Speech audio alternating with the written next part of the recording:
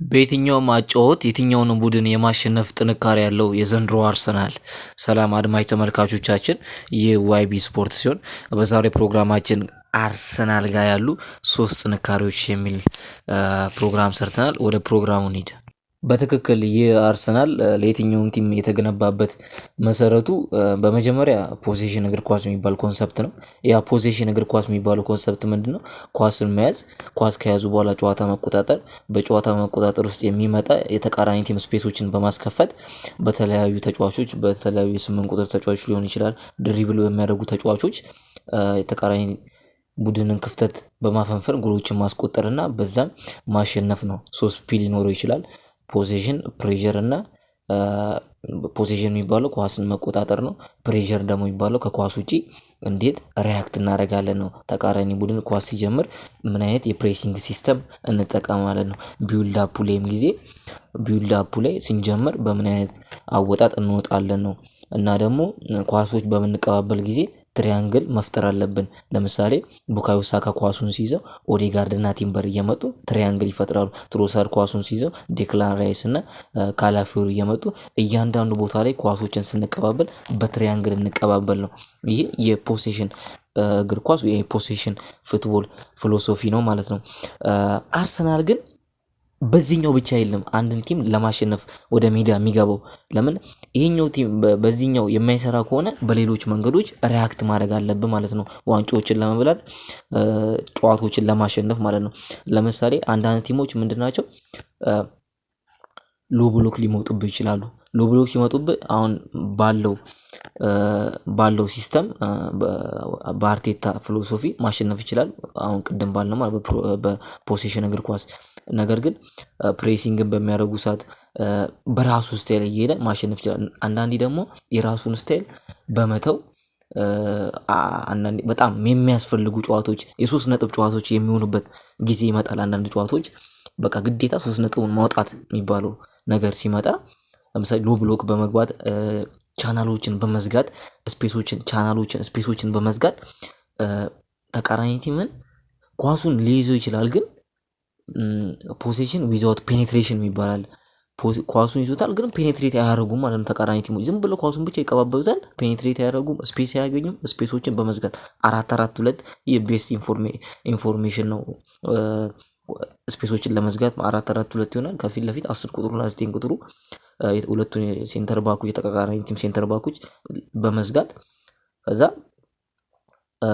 ስፔሶችን በመዝጋት በእንደዚህ አይነት ሲስተም መጫወት ይችላሉ። በዛ ሲስተም ደግሞ ምንድነው ትርፉ ካላችሁ ካውንተር መጫወት ነው። ለካውንተር ደግሞ የሚመቹ ተጫዋቾች አሉ። ቨርቲካሊቲ ዳይሬክትነስ ያላቸው ተጫዋቾች ማለት ነው። ከነኛም ውስጥ ኢዜ ለምሳሌ ቪክቶር ጊዮኮሬሽ በግራ እየተነሳ ወደ 9 ቁጥር ቦታ እያጠበበ በመግባት ለካውንተር የሚሆኑ ተጫዋቾች አሉ። ለካውንተር የሚሆኑ ፓሶችን ደግሞ የመስጠት አቅም ያላቸው ተጫዋቾች አሉ፣ በቨርቲካል ፓሶች የሚታወቁት። ለምሳሌ ዙቢሜንዲ ማየት ይቻላል፣ ኦዴጋርድ ማየት ይቻላል። ከተከላካይ ጀርባ ኳስን መጣል የሚችሉ እና ደግሞ ስሩ ፓስን ወይም ደግሞ ላይን ከት የሚባል ፓስ አለ። የተደረደሩ ላይኖችን ሰንቅጠው ማለፍ የሚችሉ ኳሶችን መስጠት የሚችሉ ተጫዋቾች ናቸው ማለት ነው። በሁለተኛነት ደግሞ በዲፌንሲቭ አፕሮች ጨዋታዎችን ማሸነፍ ይችላል የአርሰናል ማለት ነው። ትልቁ አርሰናል ላይ የሚነሳው ጥያቄ የብዙ አመት የአርሰናል ጥያቄው ምንድነው? ኳስን መያዝ እንችላለን፣ ማሸነፍ እንችላለን፣ ውብ እግር ኳስ መጫወት እንችላለን። ግን አንዳንድ አግሬሲቭሊ የሚመጡብን ቲሞችን እንዴት መቆጣጠር እንችላለን? ላይክ ቱ ላይክ እንሂድባቸው ነው። ለምሳሌ በድሮ ጊዜ ብሪስቶል ሲቲ፣ ስቶክ ሲቲ የመሳሰሉ ከባባድ ቲሞች አርሰናልን የሚያሸንፉት ፊዚካሊ እየመጡበት ነው። ያንን ፊዚካሊቲ ደግሞ እንዴት ማሻሻል ይችላል የሚለውን ነው አርቴታ ሁልጊዜም ሲያስበው የነበረው። ለምሳሌ በ2022-23 የውድድር ዓመት በመጀመሪያ ጊዜ አርሰናል ሲፎካከር ከሲቲ ጋር ሲጫወቱ በብዛት ማስታወስ ይችላል የአርሰናል ደጋፊዎች።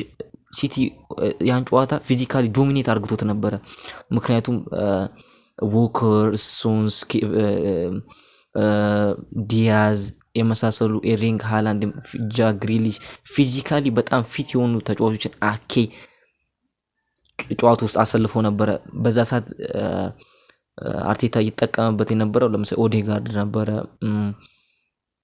ዣካ ነበረ፣ ኦዴጋርድ ነበረ፣ ሳካ ነበረ፣ ትሮሳርድ፣ ኦዴጋርድ፣ ትንሽ ዚንቼኮ ነበር። ለምሳሌ ዚንቼኮ ከወከር ጋር የሆነ ሰዓት ላይ ሲገናኙ የተፈጠረው ነገር ፊዚካሊ ዶሚኔት ተደርጎ ነበረ። ኒውካስትል ሁልጊዜ አርሰናል የሚያሸነፉ ፊዚካሊ እየመጣበት ነው። ግን ለዛም አርሰናል አሁን መፍትሄ ይዞ መጥቷል። ለምን ቲም ውስጥ ፊዚካሊ ፊት የሆኑ ተጫዋቾችን ማሰለፍ ማለት ነው። ኢንዱራንስ ላይ ዲዌል ላይ ጠንካራ የሆኑ ነገር ግን በሁለቱም መንገድ ጨዋታ ማሸነፍ የሚችሉ ናቸው። ኳስም ይዘው መጫወት ይችላሉ። ከኳስ ውጪም ወርክሬታቸው በጣም የሚያስገርም ነው። እኔ በጣም ከአርሰናል ሳይ በጣም የሚገረመው ነገር አንደኛው ነገር ለአሰልጣኝ እኔ ኢጎ አለኝ፣ እኔ እኮ እንትና ነኝ፣ እኔ እኮ ሳካ ነኝ፣ እኔ እኮ ኦዴጋርድ ነኝ፣ እኔ እኮ 100 ሚሊዮን የወጣብኝ ነኝ፣ እኔ አምበል ነኝ እኮ፣ እኔ በእንደዚህ አይነት ደቂቃ መጫወት የለብኝም፣ እንደዚህ አይነት ሲስተም ውስጥ መጫወት የለብኝም፣ ኳስ ማግኘት አለብኝ፣ ነፃነቴ ሊፈቀድልኝ ይገባል የሚል ተጫዋች አንድም አርሰናል ውስጥ ልታገኙ አትችሉም። በጣም የሚያስገርም ነው ማለት አርሰናል እኮ በዚህ ሰዓት በአውሮፓ አሉ ከተባሉ 3 ምርጥ ቲሞች ውስጥ አንዱ ነው። በቀዳሚነትም መሰለፍ የሚችል ቲም ነው። ነገር ግን እዛ ውስጥ ኢጎ የሚባል ነገር የለም። ሁሉም ለቡድን ነው የሚሮጡት። ሁሉም የተባሉትን ነገር ለማድረግ ነው የሚሮጡት። በጣም የሚገርመኝ አርሰናል ጎል ሲያስቆጥር ማየት ትችላላችሁ። ሳሊባን እሱ ነው ያስቆጠረኝ የሚመስለው። ጋብሪኤል ጎል ሲያስቆጥር ሳሊባን ስታዩ አንድ ታክል ገብቶ ኳስ ሲያወጡ ያላቸው መናበብ የሚመራችሁ ሊድ የሚያደርጋችሁን ኦዴጋርድን ወይም ዴክላን ራይስ ሲኖሩ እዛ ውስጥ ያለው መናበብ ለቡድን መንፈስ ያላቸው ነገር በጣም የሚገርም ነው። የስካውቲንጉንም ማድነቅ ያስችላል ማለት ነው። በዲፌንሲቭ አፕሮች ማሸነፍ ይችላል። በራሱም ሲስተም ማሸነፍ ይችላል። ሶስተኛው ደግሞ በችግር ውስጥ ማሸነፍ ይችላል። በችግሩ ሲባል ምንድነው? ለምሳሌ በዚህ የውድድር ዓመት እንደ አርሰናል በጣም የተጎዳበት ቲም የለም፣ ተጫዋቾች ማለት ነው። ነገር ግን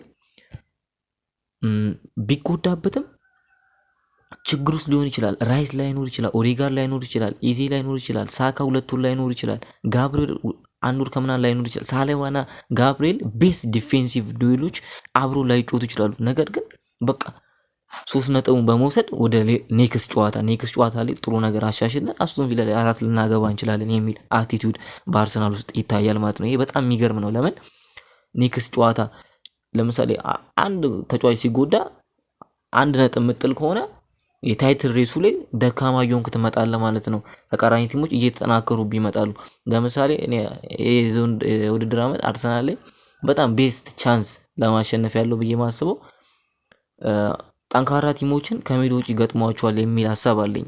አሁን ሲቲ ላይ የሚታየው ነገር ከሜዳ ውጭ አዌ ላይ ደካማ ነው ሲቲ። ለምን ሳውዛምፕተን ላይ፣ ሰንደርላንድ ላይ፣ ኒውካስትል ላይ፣ አስቶን ቪላ ላይ ከሜዳ ውጭ እየወጣ ማሸነፍ ይከብደዋል፣ ነጥብ ይጥላል። አሁን በሁለተኛው ዙር ሊቨርፑልን ከሜዳ ውጭ፣ ማንቸስተር ዩናይትድን ከሜዳ ውጭ፣ ቶተናምን ከሜዳ ውጭ፣ ቼልሲን ከሜዳ ውጭ ነው የሚገጥመው ሲቲ ማለት ነው። አርሰናል ግን እነኝን ኒውካስትልን፣ አስቶን ቪላን፣ ሰንደርላንድን፣ ሊቨርፑልን፣ ማንቸስተርን፣ ቼልሲን እነኝን ቲሞች በሜዳው ነው የሚገጥመው።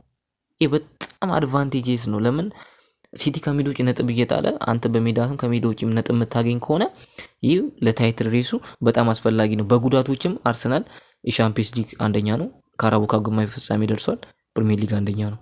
እዚህ ችግር የሚባለው አንደኛው ዋናው ነገር ጉዳት ነው ማለት ነው። እነኛን ችግሮች መቋቋም ይችላል። አንዳንዴ ደግሞ በጨዋታ ውስጥ የሚፈጠሩ ችግሮች ከጉዳት ውጪ ተጫዋቾች እያሉ አንዳንድ ጨዋታዎች አሉ፣ ኤክሰፕሽናል የሆኑ ጨዋታዎች አሉ። ለምሳሌ ከወልቭስ ጋር አንዳንድ ጨዋታዎች ላይ ከኤቨርተን ጋር ምናምን እንደዚህ የምት ጨዋታዎች ሊመጡ ይችላሉ። ግን እነኛን ጨዋታዎች ልብ በሚሰብር ሁኔታ የለም እየተሸነፈ ያለው አርሰናል ማለት ነው።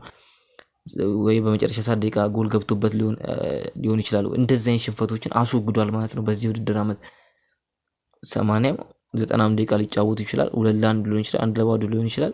በዛው ያልቃል ማለት ነው። ብዙ ቲክቶከሮች እንደሚሉት ለቋጥሮ ማይመች ቲም ነው አርሰናል ማለት ነው።